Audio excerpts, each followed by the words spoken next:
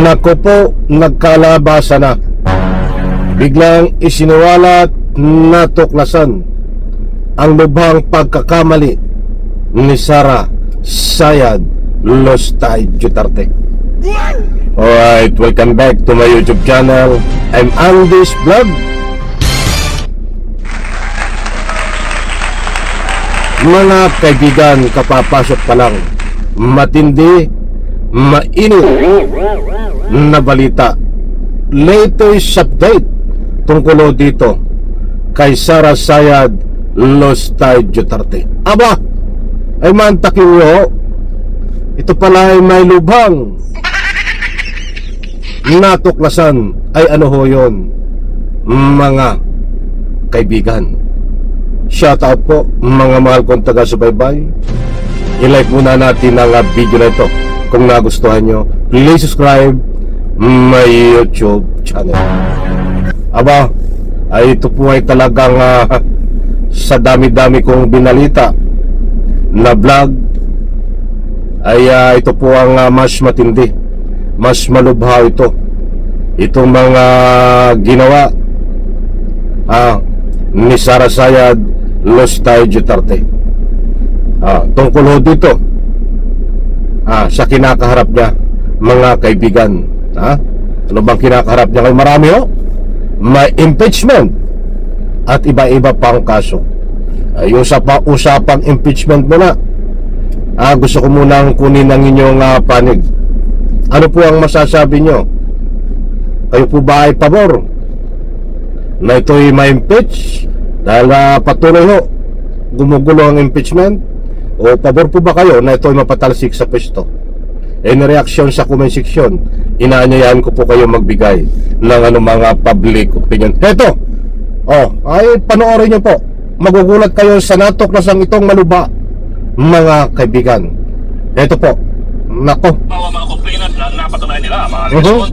shout out po sa lahat. Kumpiyansa raw ang mga complainant na napatunayan nila mga aligasyon laban sa pre-impeach silang o pinapa-impeach silang si VP Sara Duterte. Hilit pa nila sa sagot ng depensa, parang mali reklamo ang kanilang binabasa. Nasa frontline ulit niya si Manila Ligas. Go! Muling iginiit ng kampo ni Vice President Sara Duterte, depektibo ang dalawang impeachment complaint laban sa vice na idineklara ng House Justice Committee na may sufficient grounds o sapat na basehan para umusad sa pagdinig. Pagbibigay diin ng abogado ni VP Sara na si Attorney Michael Powa, nakaangkla raw ang reklamo sa anilay mga haka-haka lamang. Nako po! Ay, kayo po ba ay naniniwala na itong impeachment laban kay Sara Sayad Lustay ay isang haka-haka lamang? Ibibigyan ko po kayo ng pagkakataon. Siyempre, importanteng mahalaga ang inyong mga public opinion sa comment section. Inanyayahan ko po kayo magbigay ng anumang public opinion. Heto, wag po kayong aalis dahil dito sa malubha, mga kaibigan. Ano itong malubha na ito? Heto, matindi ho. The SALN, sinasabi nila biglang nagkaroon ng ill-gotten wealth dahil mayroong SALN. Parang hindi po namin makita yung logical connection doon. So doon lang naman po talaga kami nanggagaling. Agad naman binira ng mga complainant ang pahayag na yan ng kampo ng vice. Nanindigan silang sapat ang inilakip nilang datos at mga dokumento para patunayan ang kanilang mga aligasyon. Tila may malubha raw na pagkakamali ang mga abogado ni VP Sara sa kung paano nila nauunawaan ang konsepto ng ultimate facts. Ayan na mga kaibigan, hindi ho tayo nagpapakalat ng fake news. Nabanggit, uulitin ko ho. Tila may malubha raw na pagkakamali ang mga abogado ni VP Sara sa kung paano nila nauunawaan ang konsepto ng ultimate facts. Maliwanag. Nako, may malubhang pagkakamali ang abogado ni Sara Sayad Lustay. At siyempre kasama ron si Sara Sayad Lustay. Ay team sila hindi naman gagalaw ng sariling gawain bilang abogado. Itong abogado ni Sara Sayad Lustay nang hindi po kinukonsultiyan dito ho kay Sara Sayad Lustay.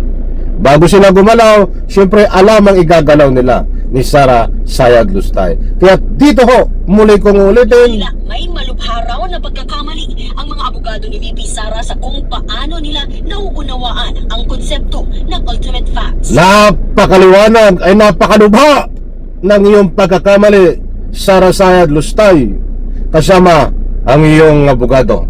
Ayon ho, dito ho, sa binahagi ko po sa inyo. Matindi ho, di ba? Malubha ang pagkakamali. Grabe, malubha ang pagkakamali ni Sara Sayad Lustay Duterte. Patapusin po natin mga kaibigan, patindi ng patindi pa ito. If you look at the 98-page complaint, yung 98 pages na yan, doon mo makikita yung mga ultimate facts, yung mga allegations, naka-attach doon. Yung voluminous records proving the allegations in the complaint. So, minsan na ako'y nagduduga. Tama ba yung complaint na binabasa ng defense team? Yung pag-utos, yung pagkuha ng allocation ng confidential funds, yung pagpirma ng certification, ng liquidation, yung kanyang pag-utos na ibigay kay Colonel Lachica, hindi mo ba facts yan? And then yung sa threat, doon sa assassination, those are facts. Yun ang mga ultimate facts na tutugon doon sa mga grounds. So, malinaw na hindi legal conclusions ang mga nakalagay sa complaints. Kabilang sa ugat ng impeachment complaint sa bise ay ang mali umanong paggasta sa confidential funds ng OVP at DepEd. Nako, May kinausap na ako na tao. At sa banta ni VP Sara sa buhay ni Pangulong Bongbong Marcos at ilang miyembro ng pamilya. At samantala, kinumpirma ng grupo ng third complainants na nakatanggap na sila ng notice tungkol sa pagsisimula ng pagdinig na nakatakda sa March 25. Nagbabalita ayan mga kaibigan, buhat sa News 5, maliwanag ho, muli, hindi po tayo nagpapakalat ng anumang fake news dito. Napakaliwanag ho, muli kong ulitin, na malubha ang pagkakamali. Grabe, talagang malubha ang pagkakamali ni Sara Sayad Lustay Duterte. Ayun ho, sa binahagi ko po dito. Hindi ko na po isa-isahin kung ano yung pagkakamali na yon, mga kaibigan. Para sa akin lang ho, based on my own perception, ay matagal na ho itong malubha ang pagkakamali sa taong bayan. Bulag sa katotohanan bilang Vice Presidente. Sayang lang ang pinapasweldo dito ng taong bayan sa pamamagitan ng tax. Ano ang ginagawa nito bilang Vice Presidente?